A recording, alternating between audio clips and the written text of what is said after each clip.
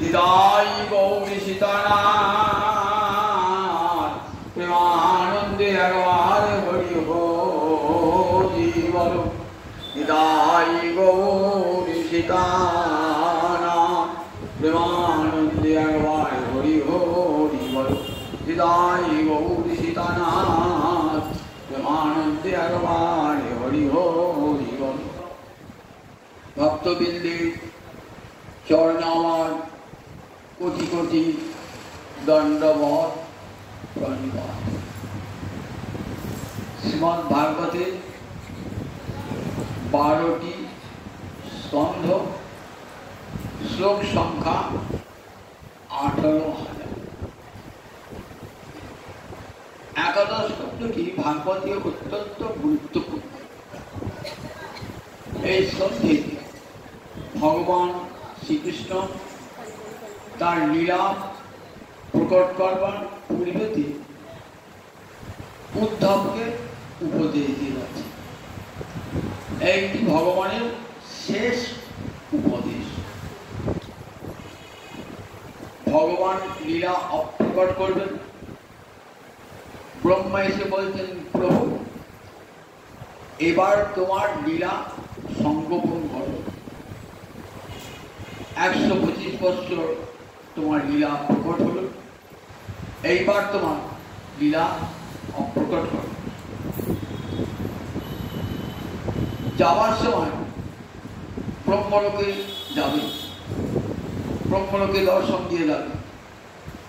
ইন্দ্র বললেন, প্রভু আমার দেবলোকে দেখা দিয়ে যাবে। মহাদেব বলে, আমার কৈলাসে একবার দেখা দান করে চলে যাবে। ভগবানের যাওয়ার প্রস্তুতি শুরু হয়ে গেল। তার পূর্বে উদ্ধব হয়ে দেখো, উদ্ধব এরপরে আসবে আমি চলে যাব, কলিতে নেমে আসবে কলি এবং অধর্মের উৎপাত শুরু হবে। তুমি সংসার ত্যাগ করে বিরক্তি অনুভব করে, সংসার বিরক্তি অনুভব করে সর্বত্র ঘুরে বেড়াবে এবং উপদেশ দান করবে। উদ্ধব বলেছেন, প্রভু মায়া জয় করবার ক্ষমতা তুমি আমাকে প্রভু দিয়েছ। উচ্ছিষ্ট ভজিন দাসা মায়াং স্তব জয়ময়ী। তোমার পরিহিত মালা সেটা পরে, তোমার চরণ দেওয়া চন্দন সেটি মাথায় নিয়ে, তোমার পরিহিত বসন অঙ্গে পরে, তোমার উচ্ছিষ্ট ভোজন করে আমরা অনায়াসে মায়া তুলে যাব। যোগীরা, জ্ঞানীরা, ধ্যানীরা তারা মায়া জয়ের জন্য চিন্তা করতে পারে কিভাবে মায়া জয় করব। আমাদের মায়া জয়ের চিন্তা নাই, আমরা অনায়াসে মায়ার সাগর পার হয়ে যাব। তোমার উচ্ছিষ্ট ভোজন করিয়ে, তোমার অধরা অমৃত পান করে, উচ্ছিষ্ট ভজিন দাসা আমরা তোমার উচ্ছিষ্ট ভজি, তোমার প্রসাদ ছাড়া আমরা কিছুই খাই না। তোমার সেই অধরামৃতেই আমাদেরকে সংসার সাগর পার করে দেবে। কিন্তু প্রভু তোমার বিয়োগ ব্যথা ভুলবো কেমন করি? বিয়োগ ব্যথা ভুলবো কেমন করি? প্রভু মায়া জয়ের জন্য চিন্তা করি না, কিন্তু তোমার যে বিরহ ব্যথা। বলে, উদ্ধব আমি রয়ে গেলাম ভাগবত গ্রন্থ রূপে, কথা রূপে রয়ে গেলাম। আমি লীলা প্রকট করলো, আমার লীলা সব শ্রীমদ্ ভাগবতে থেকে গেল। জগতের জীব কান পেতে বসে বসে এই লীলা কথা শুনবে, আর সংসার সমুদ্র অনায়াসে আর 12টা স্কন্ধ সাক্ষাৎ ভগবান। কারণ ভগবান বলেছে আমি ভাগবত ফিরে আসবো, আমি ভাগবতে থাকি। সুতরাং ভাগবত যা ভগবান তাই। তাহলে ভাগবতে যে 12টা স্কন্ধ, ভগবানের 12টা অঙ্গ। প্রথম এবং দ্বিতীয় স্কন্ধটিকে বলা হয় ভগবানের শ্রীচরণ। তৃতীয় এবং চতুর্থ স্কন্ধকে বলা হয় ভগবানের উরুদেশ। পঞ্চম স্কন্ধ ভগবানের নাভি, ষষ্ঠ ভগবানের পক্ষ, সপ্তম অষ্টম ভগবানের দুই বাহু, নবম ভগবানের কণ্ঠ, দশম ভগবানের মুখারবিন্দ, একাদশ ভগবানের ললাট, দ্বাদশ ভগবানের মস্তক। এই 12টা স্কন্ধ ভগবানের 12টা অঙ্গ। তাই গ্রন্থরূপী ভাগবত কৃষ্ণ অবতার। বৃন্দাবন দাস গ্রন্থরূপী ভাগবত কৃষ্ণ অবতার। তাই জানবেন ভগবান গ্রন্থরূপে অবতীর্ণ হয়েছেন কলিযুগে। তাই শ্রীমদ্ ভাগবতের মর্যাদা সকল শাস্ত্রের ঊর্ধ্বে। স্বয়ং ভগবান শ্রীহরিও যা, শ্রীমদ্ ভাগবত তাই। একাদশ স্কন্ধে আছে ভজন সাধনের কথা। কপালে কি থাকে বলুন, কি ভাগ্য লেখা থাকে? কপালে ভগবান যা লিখে দিয়েছেন আমার তাই তো ঘটবে। সেই প্রতিলিপি খণ্ডন করা যায় না। শ্রীমদ্ ভাগবত করেছেন প্রতিলিপি খণ্ডিত হয় একমাত্র হরি ভক্তির দ্বারা। সুতীব্র ভক্তির দ্বারা প্রতিলিপি খণ্ডিত হয়ে যায়, সুতীব্র ভজনের দ্বারা। পূর্ব জন্মের যত সংস্কার সব আছে তোমার, সেই অনুযায়ী কর্মফল পেতে হবে। বলেন সমস্ত কর্মফল ধ্বংস হয়ে যায়। বেদ বলেছেন, বললেন দেখো, ভিত্ততে হৃদয়বন্ধি, সিদ্ধান্তে সর্বসংশয়া, ক্ষিয়ন্তে চাস্য কর্মাণি, তস্মিন তিষ্ঠে পরাবরে। পরাবরস্থ যে পুরুষ, অর্থাৎ জগতের নিম্নে ঊর্ধ্বে সর্বত্র যিনি বিরাজমান, সেই ভগবান শ্রীহরিকে হৃদয়স্থে হৃদয়ে দর্শন করলে কি হয়? হৃদয়ের গ্রন্থি ভিন্ন হয়ে যায়। গ্রন্থি মানে গীত। কিরকম গীত? আমার দেহের সঙ্গে আত্মার গীত আছে। আত্মা আলাদা, দেহ আলাদা। গীতটা লাগিয়ে দিয়েছেন না, সেই গীতটাকে সত্যি বলি মনে হয়। তাই দেহের কষ্ট হলে আমার কষ্ট বলে মনে হয়। দুটো কাপড় মেঝেতে পড়ে আছে, দুটো গিট দেওয়া, একটা যদি আগুন লাগে অন্য কাপড়টাও দাদর ফুটে যাবে। বুদ্ধিমান ব্যক্তি কি করবে? তাড়াতাড়ি ও কাপড়টা বলে এটা মাঝে গিটটা ফুটে যাবে। তাহলে এই কাপড়টা বেঁচে গেল। দেহ আর আত্মাটিকে গিট দিয়ে বাঁধা, মহামায়া বেরিয়ে দিয়েছে গিট। সেই গিটটা খোলবার সাধনাই এই সাধনা। আমরা যে যোগ, জ্ঞান, ধ্যান, তপস্যা করি, এটা কিসের সাধনা? ওই গিটটা আমার খুলে দাও। যতদিন গিটটা থাকবে ততদিন শোক, মোহ, ভয় ভোগ করতেই হবে। গিটটা যেই খুলে যাবে তত্র মোহ অশোক। কোথায় মোহ, কোথায়? কে আমার পিতা, কে আমার মাতা, কে আমার পুত্র, কে আমার পত্নী, কে আমার পতি, এই বোধই আর থাকবে না। তখনই আর শোক মোহ থাকবে না। শোক মোহটা হয় কেন? আমার বলি আমার পিতা, আমার মাতা, আমার পত্নী, আমার পুত্র, আমার কন্যা, আমার বাড়ি, আমার ঘর, এই অহং মমত্ব বোধ থেকেই শোকের জন্ম হয়। সেই শোক ধ্বংস হয়ে যাবে কখন? অহং মমত্ব বুঝে গেলে আমার কিছুই নয়। যে কদিন আছে সে কদিন সম্পর্ক। 40 বছর, 50 বছর, 60 বছর, কি 100 বছর বললাম, 100 বছর পিতা মাতা আত্মীয় স্বজনের সম্পর্ক চলে গেলাম, আর কোনো সম্পর্কই নাই। আবার আমি যেখানে আসবো তার কোনো মানে নাই। আমি কি হয়ে জন্মাবো তাই জানি না। মানুষ হব না অমানুষ হব তাও কিছুই জানি না। তাহলে এই ব্যক্তকালে যা কিছু সম্পর্কবোধ, তাহলে কত বড় মাইক সম্পর্কবোধ দেখুন। সেটাকে সত্য বলে আঁকড়ে ধরেছি। আমার বাড়ি থাকবে, আমার ঘর থাকবে, আমার টাকা থাকবে, পয়সা থাকবে, স্ত্রী থাকবে, পুত্র থাকবে। এই বোধের জন্যই আমার এত দুঃখ, এত কষ্ট, এত বেদনা। বললেন গীতটা যে খুলে দেয়, বিদ্যতি ছিদ্যন্তি সর্ব সংশয়, আর সংশয় থাকে না। বাড়িঘরটা সত্যি না গোবিন্দ সত্যি, সংশয় আছে আমাদের না। বলছেন কথাগুলো ওটা সত্যি, আমার স্ত্রী পুত্র সত্যি, সংশয় থাকে। কিন্তু হরিকথা শুনতে শুনতে কি হয়, বলে ভগবান শ্রীহরি হৃদয় মাঝে উদিত হয়ে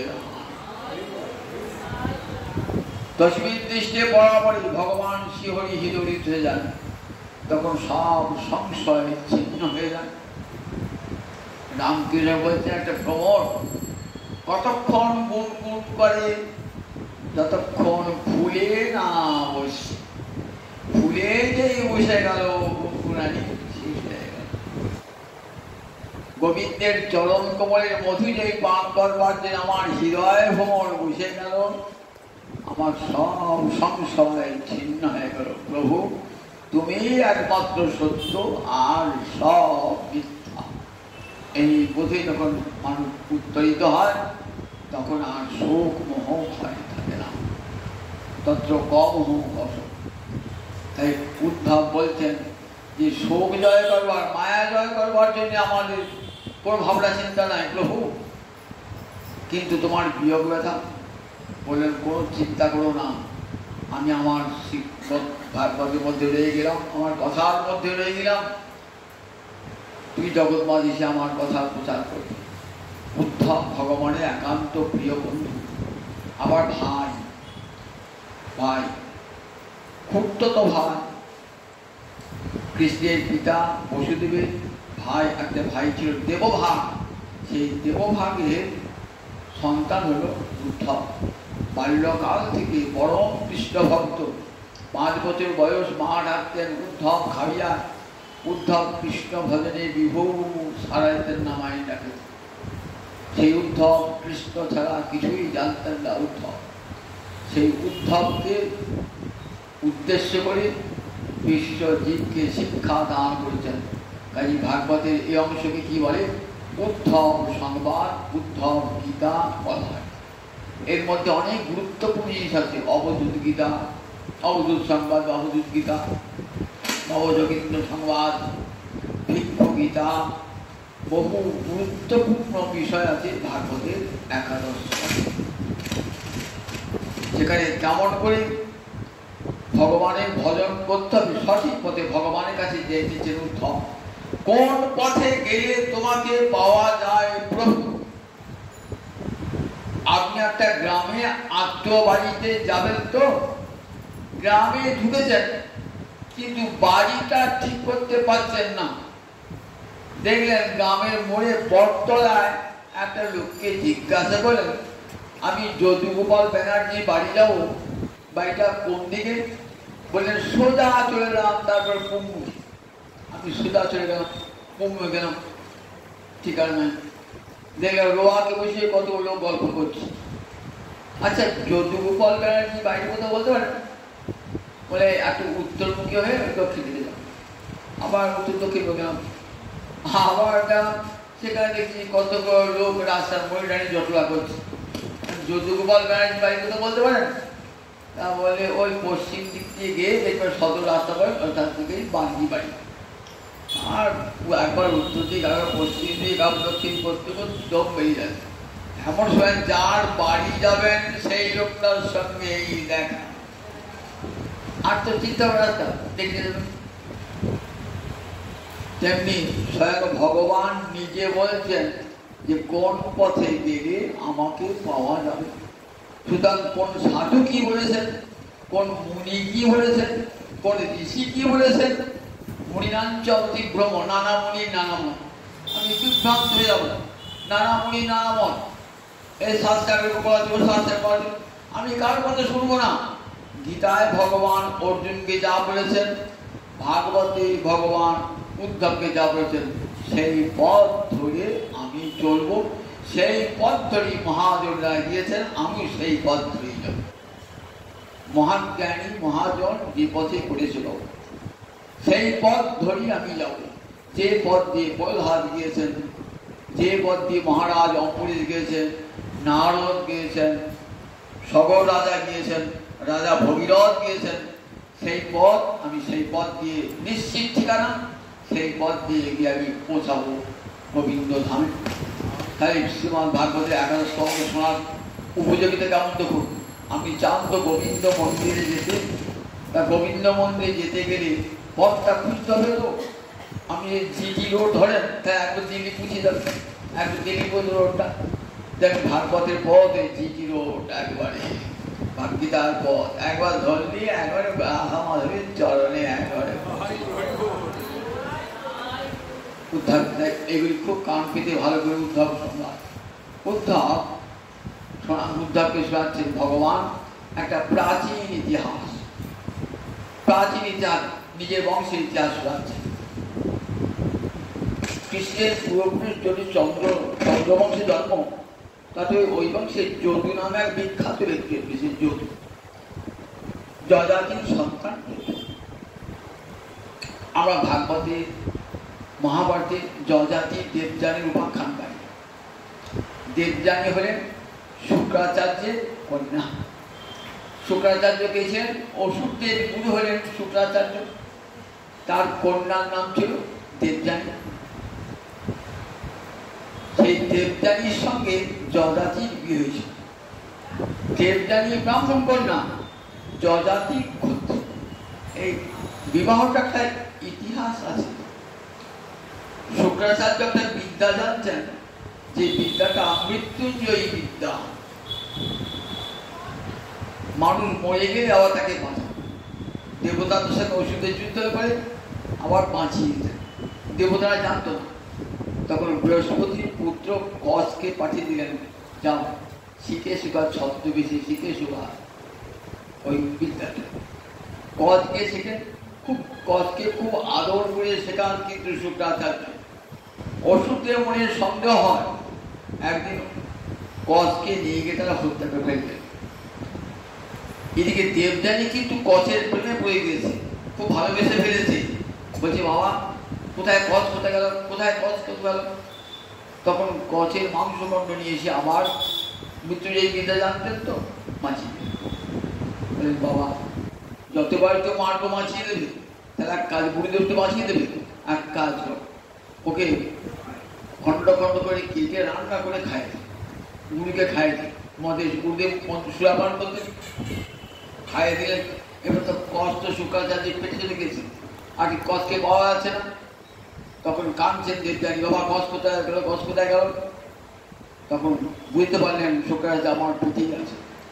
তখন কস এসে করে ডাকছেন, পেট ভেদ করে বেরিয়ে এলো কস। বিদ্যা শিক্ষা করছেন। এবার বিদ্যা শিক্ষার পর বাড়ি চলে যাবেন। দেবযানী বলছেন আমি তোমার পানি গ্রহণ করবো, আমাকে তুমি নাও প্রতিদিন। বললেন দেখো তুমি হলে গুরুর কন্যা, আর আমিও হলাম এই গুরুর পুত্র, পেট থেকে বেরিয়েছি, ভাই করে কখনো বিবাহ হয় না, আমি তোমাকে বিবাহ করতে পারবো না। আমি তোমাকে অভিশাপ দিলাম, তুমি আমার বাবার কাছে যা শিখলে না সব ব্যর্থ। বলে আমিও তোমাকে অভিশাপ দিলাম, তোমার ব্রাহ্মণ পুত্রের সঙ্গে বিয়ে হবে না। দেখুন এই দেবযানীর বিয়ে হলো ক্ষত্রিয় যজাতির সঙ্গে। কৃষ্ণের পূর্বপুরুষ যজাতি, সেই যজাতি যদু মহারাজের পিতা যজাতির সঙ্গে। তার একটা ইতিহাস আছে, বড় করে বলা আছে মহাভারত, ভাগবত খুব সংক্ষেপে বলা আছে। দেবযানী তার বন্ধুদের নিয়ে খেলা করছে। শর্মিষ্ঠা ওই বিষবর্বা, ওই রাজ্যের রাজা, রাজকন্যা শর্মিষ্ঠা একসঙ্গে সব সরোবরের তীরে খেলা করে সরোবরের জলে স্নান করতে নেমেছেন, কাপড়গুলো সব পরে দিয়ে গেছে। এমন সময় দেবর্ষী নারদ আসে, ছুটে গিয়ে কাপড় পরতে গিয়েছেন, তো এখন ভুল করে শর্মিষ্ঠার কাপড়টা দেবযানী পরেছে। দেবযানী তো তেমনি রাগ, তো স্পর্ধা কমাতো, তুই গুরুকন্যার কাপড় পরলি, এইসব পরিচালন করছে। শর্মিষ্ঠা দেবরাগ, তোর বাবা তো ভিক্ষুক, আমরা বৃত্তি দিয়ে বলে তোর বাবা বেঁচে আছে। বাবা এসে বললে বাবা কি বলে যাও শর্মিষ্ঠা আমাকে, বলে তাই বুঝি রাজকন্যা বলেছে আমি চলে যাবে এখান থেকে। একবার পড়লা পুনি বেঁধে ফেলেছেন, যা এখানে থাকবো না। রাজা বাবা গুরু চলে যাবে, বাবা আমার রাজ্যে হবড়া হয়ে যাবে, গুরু চলে যাবে, গুরু তো যাবে না। তোমার গুরুতে পায়ে ধরে কি করে থাকবে না বলি? বলে আমার মেয়ে দাবি পেটাতে পারবে। কি দাবি? না তোমার মেয়ে শর্মিষ্ঠা আমার কন্যার দাসী হয়ে থাকে। তাই রাজ্যের জন্য তাই হবে। এইবার দেবযানী যখন দেবযানীকে ওই মেয়েটাকে কুয়ো মধ্যে ফেলে দিয়ে এসছে, দেবযানীকে কাপড় কলম হতে হতো না, কুয়োর মধ্যে ফেলে দিয়েছিল। রাজা যজাতি মৃগা করতে গিয়ে দেখে কুয়োর মধ্যে একটা কেঁচে ছাড়ছে, দিয়ে দেখছে একটা মহিলা পড়ে আছে, হাত ধরে তাকে তুলে নিজের উত্তরীয় দান করে কাপড় পরবার জন্য। তখন বলছেন দেখো তুমি কে? তুমি যখন আমার হাত ধরেছ তখন তুমি আমার বলে আমি তো ক্ষত্রিয়, ব্রাহ্মণ করে কি বিবাহ বলে না তুমি আমার বুদ্ধি। এমনি করে দেবযানীর সঙ্গে যজাতির বিয়ে হয়ে গেল। দেবযানীর যজাতি বিয়ে হলো। দেবযানী যজাতি এবার যখন দেবযানীর শ্বশুর আসছে শর্মিষ্ঠা দাসী এসেছে। শর্মিষ্ঠাকে দেবযানী যেমন দেখতে সুন্দরী, শর্মিষ্ঠাও রাজকন্যা দেখতে তুমি সুন্দরী। বিশাল রাজার প্রমোদ উদ্যানে রাজা অনেক অসংখ্য সুন্দরী রমণীর সঙ্গে বিরাসে মতো হন। শর্মিষ্ঠাকে ভালো রেখেছি, গোপনে গোপনে শর্মিষ্ঠার সঙ্গে মিলিত হন। এটা জানতে পেরেছে দেবযানী। দেবযানীকে বাবাকে বলেছে বাবা দেখো তোমার জামাই আমাকে পরিত্যাগ করে শর্মিষ্ঠাকে বেশি ভালোবাসে। শুক্রাচার্য বলছে কি গো জামাই, আমি দিলাম মেয়েকে তোমার হাতে, তুমি দাসী কন্যাকে তুমি ভালোবাসছো। আমি তোমাকে অভিশাপ দিলাম। কি অভিশাপ?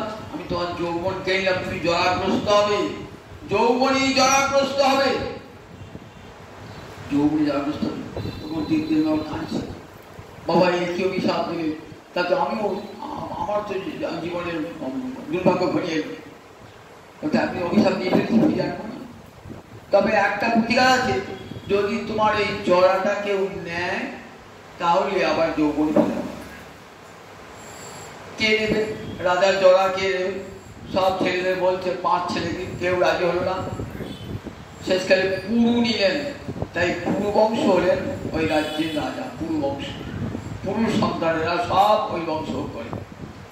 আর যদু বড় ছেলে বলে না বাবা আমি তোমার ওই জরা নিতে পারবো না, কারণ আমি তো আবার কৃষ্ণ ভজন করি, ভগবত ভজন করি, জরাগ্রস্ত দেহে তো ভজন হবে না পিতা।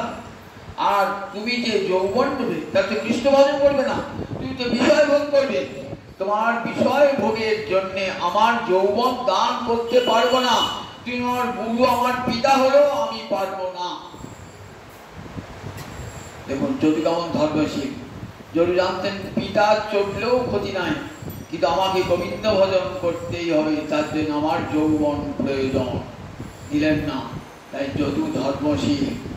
এই যদু রাজা কৃষ্ণের পুরবংশ, তাই কৃষ্ণের বংশে কি বলে যদু বংশ বলা হয়, যদু বংশ। সেই যদু মহারাজ একদিন ঘুরতে ঘুরতে ঘুরতে ঘুরতে ভ্রমণ করতে করতে একটা বনের মধ্যে দেখছেন একটা অবধূত। অবধূত কাকে বলে? যার 4টে আশ্রমের মধ্যে কোনো আশ্রমই সে থাকে না।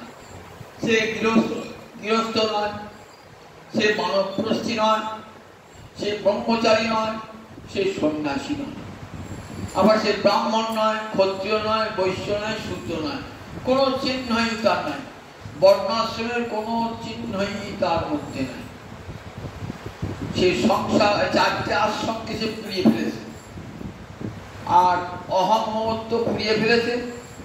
দেহস্মৃতি তার নাই, দেহস্মৃতি নাই, সব ভগবত আনন্দে বিভোগ। গাছতলা পূজাচিন্ত করেই আছে, বৃষ্টি বাদল ভিজছেন, রোদে পড়াচ্ছেন, রোদে তাপছেন, শীতে খোলা গায়েতেই পড়াচ্ছেন, গায়ে কোনো বস্ত্র নাই, কিছুই নাই, দেহস্মৃতি নাই। তো আমাদের দেহস্মৃতি আছে বলে গ্রীষ্মকালে কষ্ট হয়, জল পড়লে কষ্ট হয়, রোদ উঠলে কষ্ট হয়, দেহস্মৃতি আছে বলে। যাদের দেহস্মৃতি নাই তাদের তো হয় আত্মারাম, যারা দেহস্মৃতি থাকে না, কাজে দেহ চিন্তা তারা করে না। এমনি করে ঘুরে বেড়াচ্ছেন আর পরমানন্দে রয়েছেন, সবসময় হাসি খুশি মুখখানা বিরাজমান।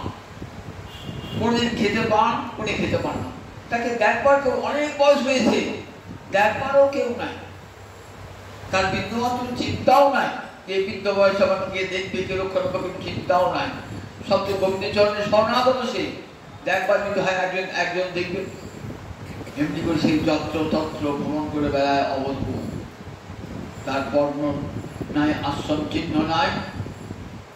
হঠাৎ দেখা, তখন যদু মহারাজ বলছেন আমার তো সবই আছে, অঢের ঐশ্বর্য আছে, কত সুন্দরী সুন্দরী রানী আমার আছে, আমার কত দাস দাসী আমার সেবা করবার জন্য রয়েছে, আমি কত ভালো মন্দ খাই, কত সুখে থাকি, বিলাসে থাকি, কিন্তু মুখ দিয়ে এত আনন্দ তো প্রকাশ পায় না। আর এই অবধূত, এর তো কিছুই নাই, জগৎ সংসার পড়ছে দুঃখের দাবদাহনে, কিন্তু তার আঁচ তো একটুও লাগছে না এই লোকটাকে। কি আনন্দে মাতোয়ারা, মনের বাইরে সাপ সিংহ বাঘ যাচ্ছে, কোনো চিন্তাই তার নাই। সকালে অন্ন জুড়ল না বিকালে অন্ন, কোনো চিন্তা নাই, কার কাছে হাতও বাঁধে না। লোকটা আশ্চর্য বড়। যদু মহারাজ এগিয়ে গেলেন।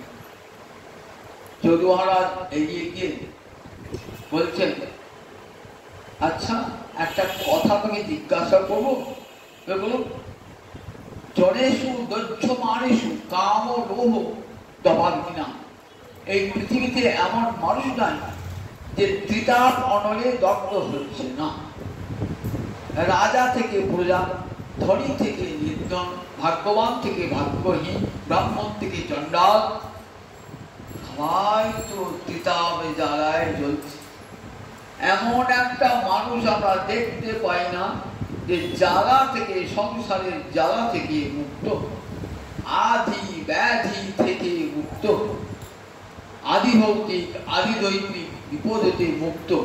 জনেষু দৈত্যমানেষু, এই দহনটা কিন্তু দৈত্যমান সংস্পর্ধ হয়েছে, সব সময় জ্বলছি আমরা, সব সময়।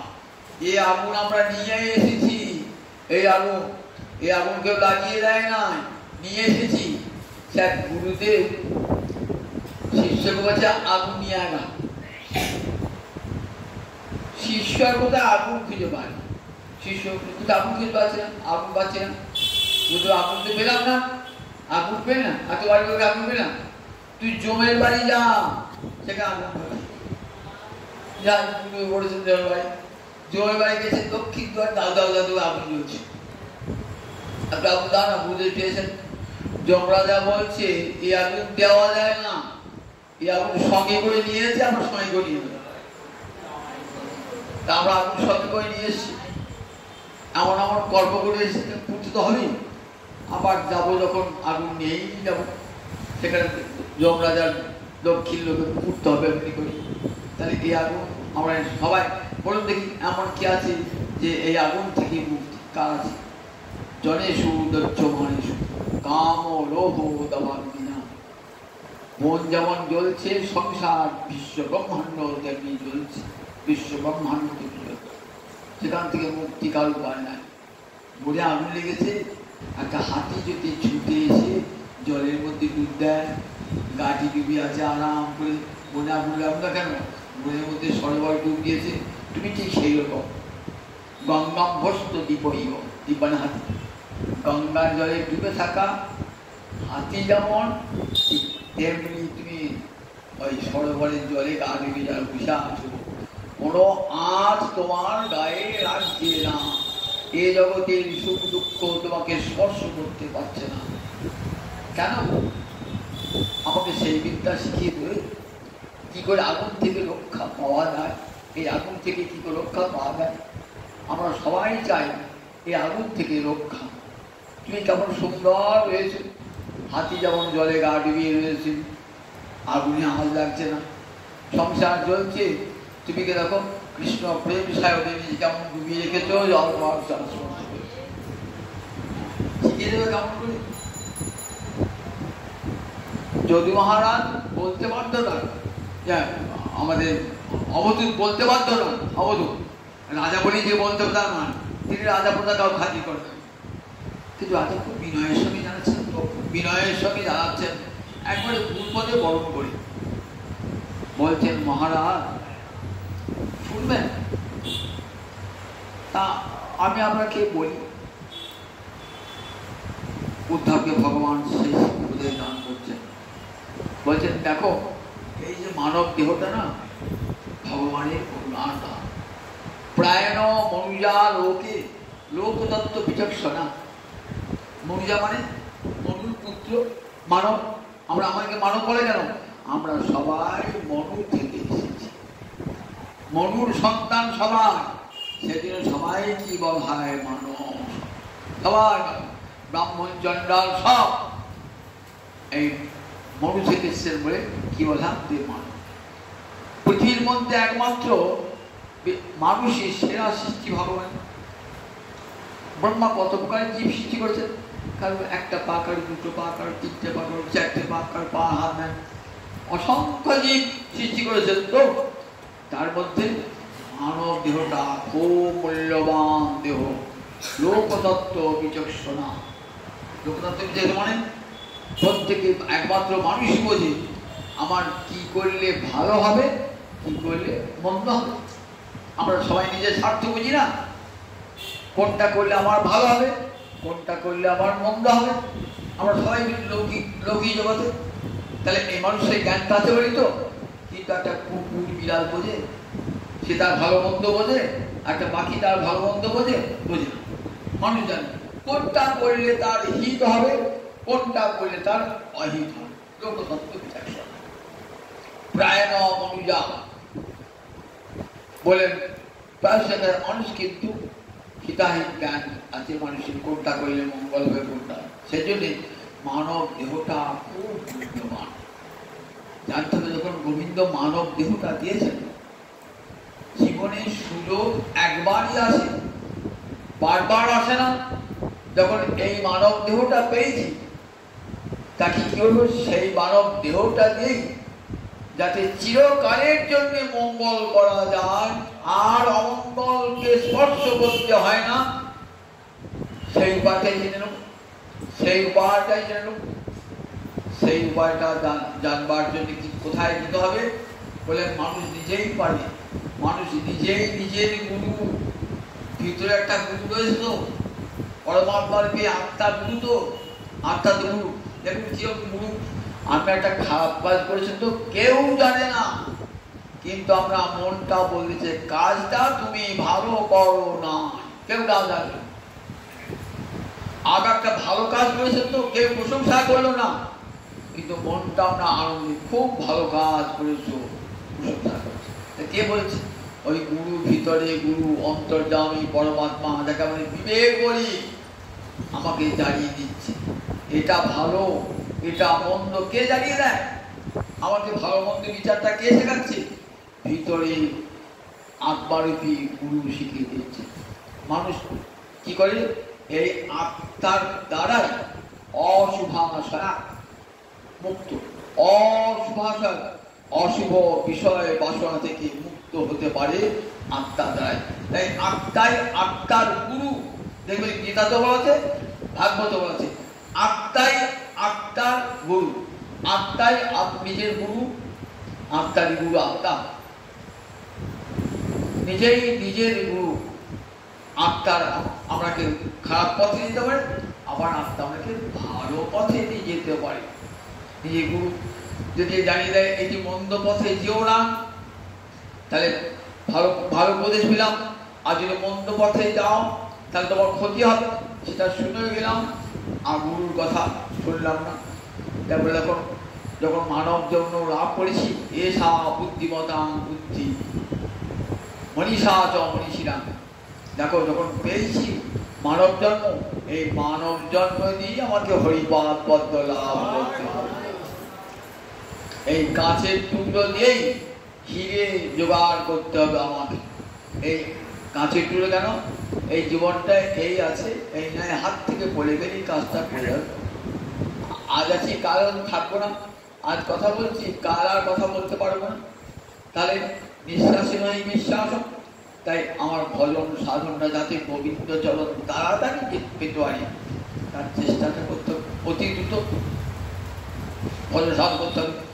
ভবিষ্যতের জন্য ফিরে আসবো তা তো হবে না, যে বুড়ো বয়স আসুক, চাকরি থেকে অবসর প্রাপ্ত হয়, নাতিপুতি সব বড় হয়ে যায়, তারপরে ভজন সাধন করব। আমাদের নাতিপুতিও বড় হবে না, নাতি হলে পুঁতি হবে, আবার পুঁতি হলে তার পুঁতি হবে, বড় হবে, আর সংসারের স্বাদ আর মিটবে না, ভগবান কাছে হবে। আপনার নাতিপুতি আপনার কি করবে, কোন মঙ্গল সাধন করবে? মরে গেলে একবার বড় হরি হরি বলবা নিয়ে যাবে, দুদিন কাঁদবে, 3 দিন বাড়ি হলে পুজো পালিয়ে যেতে হবে, বাড়ি হল। মনে রাখবে? মনে রাখবে না। অথচ সেই সংসারটাকে কেমন করে জড়িয়ে দিয়েছি, মরতে গেও ফিরে আসি, মরতে গেও মরতে পারি না। একটা বুড়ি বোর সঙ্গে ঝগড়া, আজ আমি ট্রেনে ঝাঁপ তুলব, আর বাচ্চারা সহ্য করি, মনের মধ্যে যাচ্ছে, সন্ধ্যাবেলা যাচ্ছে, ট্রেন আসবে, ট্রেনের মাথা দেবো, বোনের দিকে হাত চালিয়ে যাচ্ছে, একটা কোথায় যাচ্ছে গো? ট্রেনে মরতে যাচ্ছে ঝাঁপ দিয়ে, বোর যারা থাকতে পারছি না, তা হাত চালিয়ে কারণ সাপে খেয়ে ফেললে মরতে ঝাঁপে গেলে ভারী হলো, সাপে গেলে তাহলে মরতে গিয়েও বাঁচার ইচ্ছা, মরতে গিয়েও বাঁচে, সত্যি তাই। সুন্দর পৃথিবীতে বাঁচবার ইচ্ছা কার না, কিন্তু বাঁচার মতো বাঁচতে হবে। আমাদের বাঁচা কি বাঁচা বলে? প্রতি মুহূর্তে কত দুঃখ শোক সন্তাপ আমাদের উদ্বিগ্ন চিত্ত করে রেখে দিয়েছে। বাঁচার মতো বাঁচতে হবে। আমার বাঁচবো যেন সারা জীবন হাসি খুশিতে জীবনটা কেটে যায়, জগতে কোনো শোক দুঃখ তাপ যেন স্পর্শ অভুক্তের কোনো শোক দুঃখ তাপ যেন স্পর্শ করতে না পারি, সেটা এই মানব জীবনে সম্পন্ন হয়। বলেন দেখো, মানুষই পারে এই সুন্দর দেহটা ভগবান দিয়েছেন, নরদেহ কি নারী দেহ, এই দুটো দেহ দিয়ে ভগবানের সেবা হবে, অর্চনা হবে। সুতরাং এটি যেন বৃথা নষ্ট করুন না। পরবায়ু এত মূল্যবান, টাকার চেয়ে মূল্যবান। আমরা 1 কোটি টাকা হারিয়ে গেছে, নষ্ট হয়ে গেছে, দুঃখ করো না, ও আবার 1 কোটি টাকা ফিরে আসবে, আবার খেতে খুঁটে ফেলে আবার ওই টাকায় ফিরে আসবে। কিন্তু আবার 30 বছর বয়সটা, সেই যৌবনটা তত চেষ্টা করছেন, বুড়ি হয়ে টুট করে নাচিয়ে চলছেন, মনে আমাদের যৌবনটা আসতো, যৌবনটা আসতো, কোনদিন আসবে? কোনদিন আর যৌবনটা ফিরে আসবে না। তাহলে পরমায়ুটা টাকার চেয়েও মূল্যবান। টাকা আজ গেলে আবার কাল আসবে, কিন্তু আমার পরমায়ুটা চলে গেলে আর কোনোদিনই আসবে না। তাই এই আয়ুসূর্য থাকতে থাকতেই ভজনটা ছেড়ে দিতে হবে। যে বৃদ্ধ বয়সে আমি ভজন করবো এই করে যদি জীবনটাকে ফেরে পেতে হয়, বৃদ্ধ বয়সে আর ভজন হবে না, তখন গলায় কাশি, আর বলবো কাশি যাবো, গলায় লেগেছে কাশি, যাবো আমি কাশি। হরে কৃষ্ণ নাম প্রত্যেকে দম বেরিয়ে যাচ্ছে 5 বার, মালা করতে করতে হাত অবশ হয়ে যাচ্ছে, করতে পারছি না, মনটাও ভগবানে রাখতে পারছি না, এত রোগ যন্ত্রণায় পীড়িত হচ্ছি, আর নামও করতে পারছি। সেই জীবনটাকে রেখে দিয়েছি গোবিন্দ সেবার জন্যে। দেখেছেন কেমন আমরা অধবাধম। যে জীবনটায় গোবিন্দ সেবা হবে, সেই জীবনটা কি করেছি? বিদ্যাপতি কাঞ্চন মিথিলার কবি বিদ্যাপতি, জীবন সায়ন এসে কাঁদছে বিদ্যাপতি। জীবন সায়ন মানে অনেকদিন বেঁচেছেন, বৃদ্ধ বয়সে, প্রায় 90 বছর বয়সে, মিথিলার কবি সার্বভৌম বিদ্যাপতি কাঁদছেন। কি বলে কাঁদছেন? আধো জনম হাম নিতে গো আয়ু, জরা শিশু কতদিন গেলা, জরা শিশু কত দিন গেলা, নিধুবনে রামণি রসরঙ্গে মাহাতল, তোহে ভজব কোন গেলা। অর্ধেক জনম কেটে গেল নিদ্রায়, আধ জনম হাম নিতে গোয়াইনু। আমি যদি 80 বছর বাঁচি, 40 বছর আমার ঘুমিয়ে কেটেছে। কি করে গেল? রাত্রের 12 ঘন্টা কি করি? ঘুমিয়ে কাটাই। দিনের 12 ঘন্টা কাজকর্ম করি, তাহলে 80 বছরের মধ্যে 40 বছর চলে গেল ঘুমি, থাকলো 40 বছর। কি করেছি? জরা শিশু কত দিন গেলা, 10-12 বছর বয়স পর্যন্ত, 15-20 বছর বয়স পর্যন্ত যৌবন শৈশব এসেছে। তারপরে আবার যে 50-এ পেরিয়ে গেলাম, জরাগ্রস্ত হয়ে গেল, 60 বছর বয়সে জরাগ্রস্ত হয়ে গেল, তখন আর ভজন সাধন করবার জন্য উৎসাহ কিছুই নাই। মাঝখানে এই 20-22 বছর বয়স হতে 50 বছর বয়স পর্যন্ত 30 বছর কি করেছি? নিধু বনে রমণী রসরঙ্গে মাহাতর, রমণী রসরঙ্গে কারাধিবাস করেছি। তো হে ভজব কোন বেলা, তাই সময় তো হলো না করি তোমায় ভজিবার, সময় তো হলো না আমার মানব জনম বিফলে গেল, সময় তো হলো না। এমন সুন্দর মানব জন্ম পেয়েছিলাম, তাকে ব্যবহার করতে পারলাম না। অর্থের অপব্যবহার করলে যেমন শোক প্রকাশ করতে হয়। একদিন বাবার কত টাকা পয়সা ছিল, জমিদারি ছিল, লাটসারি করে ঘুরেছি, আর পথের বিক্রি। তেমনি একদিন যৌবন ছিল, কত শক্তি ছিল, সামর্থ্য ছিল, কৃষ্ণ ভজন করি নাই। আর বৃদ্ধ বয়সে অপরের পরবশ হয়ে অপরের লাঠি ঝাঁটা খাচ্ছি, অসহায় অনাথ হয়ে। তখন আর কেউ ভালোবাসে? বৃদ্ধ বয়সে বুড়ো মানুষকে কেউই ভালোবাসে না। নাতি বলুন, পুঁতি বলুন, কেউ সংসার অবাঞ্ছিত।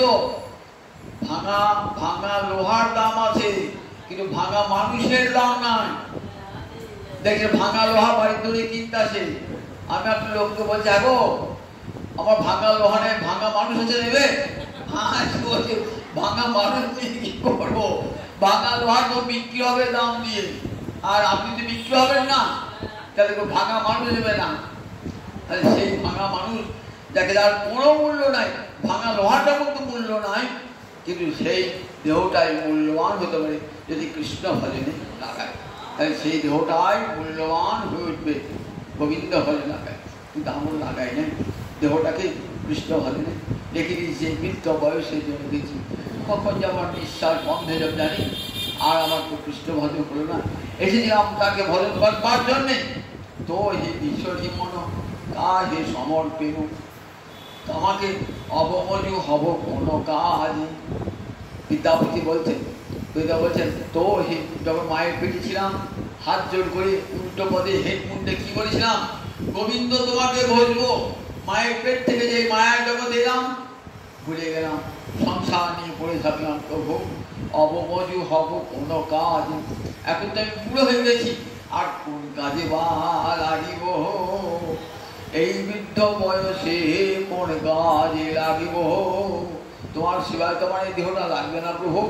বৃদ্ধ বয়সে ভালো করে সেবা করতে পারবো তোমাকে, ভালো করে তোমার চরকাটা তুলসী দিতে গেলে হাতটা কাঁপছে প্রভু, চন্দন মাখাতে গেলে হাতটা টেকে উঠছে প্রভু, উঠে দাঁড়াতে পারছি না প্রভু। দেখুন সেই সময়টাকে রেখে দিয়েছি গোবিন্দ সেবার জন্য। এমন দুর্লভ মানব জন্ম আমরা বিফলে বিফলে পাই। সুন্দর দেহ ভজ হুড়ে মন সিনন্দন নন্দন অভয় চরণার বিন্দরে দুর্লভ মানব জন্ম সৎসঙ্গে তরহু এ ভব সিন্ধুরে।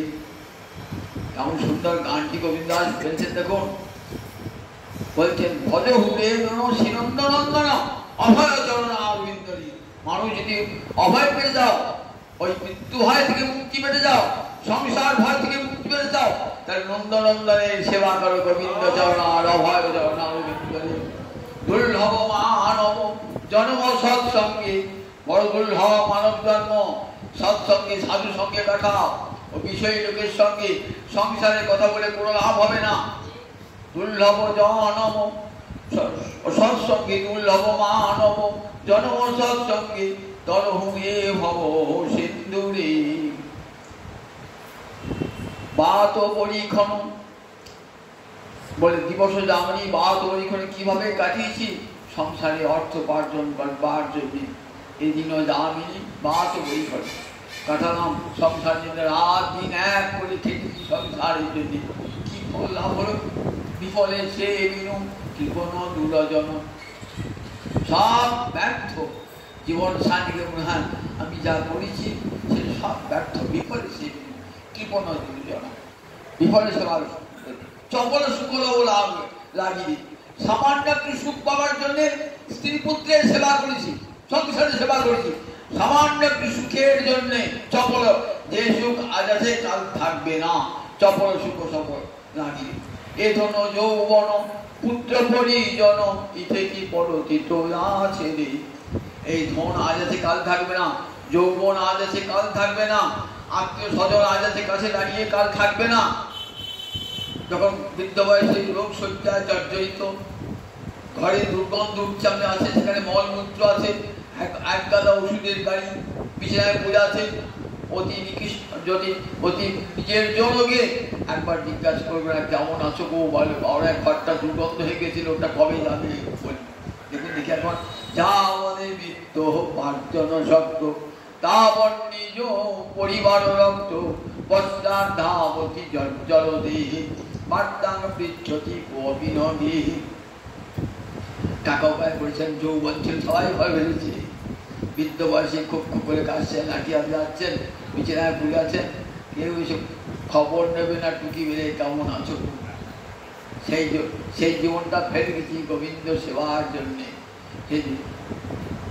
নলিনী দল জল জীবন টলমল নলিনী দল জল জীবন টলমল ভজহু হরি পদ নীতি রে ভজহু হরি পদ নীতি রে গোবিন্দ চরণ ওই লোকটি কিন্তু আমি আজ করি না আমাকে ছাড়বে না সবাই ছেড়ে পড়াবে কিন্তু গোবিন্দ আপনাকে ছাড়বে না সব সময় আমি যদি মানুষ না হয়ে কি পতঙ্গ হই কর্মফলের জন্যে তথাপি গোবিন্দ অন্তর্যামী রূপী পরমাত্মা রূপী থাকবেন আমি যে রূপী জন্মগ্রহণ কেন ব্রাহ্মণ হই চণ্ডাল হই গোবিন্দ আমার দিয়ে আমার সঙ্গে সঙ্গে এত বড় বন্ধু জগতের আছে এত বড় বন্ধু যে কোনো অবস্থাতেই পরিত্যাগ করে না কোনো অবস্থাতেই সর তাই বেদ মাতা বলেন সর বন্ধু কাকে বন্ধু বলছি রে কার সঙ্গে তোর বন্ধন হচ্ছে স্ত্রীর সঙ্গে পুত্রের সঙ্গে কার সঙ্গে বন্ধন নাই বন্ধন একমাত্র গোবিন্দের সঙ্গে জন্ম জন্মান্তরের বন্ধন সহীন বন্ধু তিনি যখন জীবের সকলের বন্ধু তিনি তার সঙ্গে বন্ধন জীবনে মরণে বন্ধন তার সঙ্গে কাজে আমি যদি মরি অন্য দেহ পাই আবার আবার সেই দেহটি গোবিন্দ আমার সঙ্গে থাকবে নর্দমান কিলিকিট হলো গোবিন্দ অন্তর্যামী রূপে আমার হৃদয়ে তাহলে তার সঙ্গে আমার সব সময়ের সম্পর্ক তাকে ভুলে আছি জীবনে কত বড় দুর্ভাগ্য দেখুন মানুষ হয়েও এই যে বিবেচনার মধ্যে আমরা আনি না ভগবান উদ্ধবকে বলছেন দেখ উদ্ধব এমন সুন্দর দুর্লভ মানব জন্ম পেয়েও লোকতন্ত্র বিচক্ষণা হয়েও মানুষ নিজের ভালোটা নিজে করতে পারে না ক্ষণিক লাভের জন্য ক্ষণিক সুখের জন্য মানুষ অনেক কিছু করে কিন্তু চিরকাল সুখ আমি টাকা উপায় করলাম হ্যাঁ আমার ক্ষণিক সুখ হবে যতদিন বাঁচব ভালো বাড়ি করলাম হ্যাঁ কিন্তু গাড়ি করলাম দুদিন সুখ করবো কিন্তু সে তো থাকবে না চপল সুকল লাগিয়ে পরের জন্মে দেখলাম এমন ঘরে জন্মালাম এক দরিদ্রে ঘর যেখানে জল পড়ছে বৃষ্টি পড়ছে সেইখানে শুয়ে আছি একদিন ছিলাম গাছ অট্টালিকায় যে জন্মে এমন কলফল করে এলাম পরের জন্যে ভিকিরি ঘরে আমার জন্ম হলো গোবিন্দ ভজন করি নাই অর্থ মদে মত্ত হয়ে ধরাকে সরা জ্ঞান করেছিলাম আর তার ফলটা আজ হাতে হাতে পাচ্ছি দেখুন তাহলে এক জন্মে করিয়ালেন এত সম্পদ পরজন্মে ভিকিরির দশা পুড়ে ঘরে খড়ের চাল দিয়ে বৃষ্টি পড়ছে তার বৃষ্টির মাঝে শুয়ে আছেন এখানে কেমন সুন্দর পালনকে শুয়ে আছেন কোটি কোটি টাকা করে আর পরজন্মে তাই তাই এমন করুন যেন আবার পরজন্মে ভগবানকে ভজন করতে পারি এমন সুন্দর মানব জন্ম আবার দিও প্রভু যেন তোমাকে ভজন করতে পারি সংসার নিয়ে থাকবো কিন্তু তোমাকে ভুলবো না সংসারের মধ্যে থেকে পাকাল মাসের মধ্যে থাকবো অনাসক্ত হয়ে সংসার থাকবো এই উপদেশটা দেবেন এই অবশ্যই এটা পরদিন থেকে শোনাবো স্বামী দুর্লভ মানবকে হচ্ছে সংসার করো সংসার ছাড়তে হবে না স্ত্রী পুত্র পুত্রের প্রতি ভালোবাসা ছাড়তে হবে না, সবার প্রতি সমস্ত কর্তব্য পালন করুন, সব করুন, সমস্ত কর্তব্য স্ত্রীর প্রতি, পুত্রের প্রতি, স্বামীর প্রতি, পত্নীর প্রতি সব কর্তব্য পালন করুন, কিন্তু মনটি গোবিন্দ চরণ আর বিন্দে রেখে দেন সব সময়তে। একটা নববধূ যখন বাড়িতে আসে তখন কি হয়, সে কি করে, সে স্বামীকে যেমন ভালোবাসে তেমনি শ্বশুর শাশুড়িকে ভালোবাসে, দেওর জাতিকেও ভালোবাসে, বাড়ির ছেলেকেও ভালোবাসে, কিন্তু মনটি পড়ে থাকে একমাত্র যার হাতে বাবা মাকে তুলে তার জন্য। ঠিক তেমনি নববধূর মতো মনটি থাকবে গোবিন্দ চরণ আর বিন্দে, সংসার সবার থাকবো, জানতে পারে কেউ আমার আপন নয়, কিন্তু সমাজে রয়েছি, এদিকে ভালো না বাসলে, এদের প্রতি কর্তব্য পালন না করলে আমার দায়িত্ব কত কি মুক্তি পাবো না। তাই তাদের প্রতি ভালোবাসা করুন, ঠিক পাকাল মাছের মতন সংসারে থাকুন, কিন্তু সংসারে আসক্তি না, আসক্তি চলে যায় গোবিন্দ চরণ আর বিন্দে। জয় জয় জয় জয় জয়।